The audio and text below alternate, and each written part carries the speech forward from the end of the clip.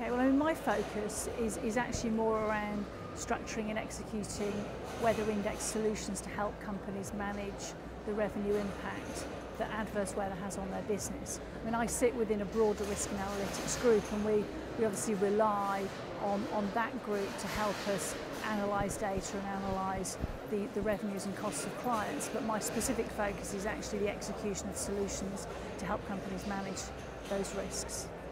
Because if you watch the news over any given period, there's always a story somewhere about weather, and it's a record temperature, or it's a record high or low, or it's record rainfall, whatever. And we seem to be going through some extremes at the moment, and I guess that must have prompted interest from clients in knowing a little bit more, perhaps being able to work around more predictive analytics. Is that I mean, that's certainly the case. I mean, I think the fact that there are these extremes that seem to be happening more and more means that companies are actually seeing the impact that weather does have on their business. And I actually don't mean the fact that the roof blows off the shop, or there's a flood, or a windstorm type of event. I'm talking about the fact that if it's too dry, then crops don't grow, and if it's too wet, then construction projects are delayed. So it's not the physical damage impact, it's actually the business interruption or the additional cost impact that we're trying to manage here.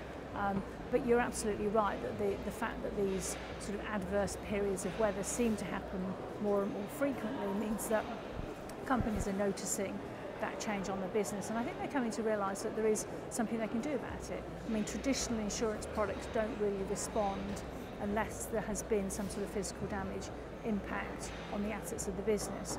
What we're doing is, I suppose for want of a better word, it's non-damage BI. It's allowing companies to transfer the revenue impact as opposed to the physical damage impact of periods of adverse weather.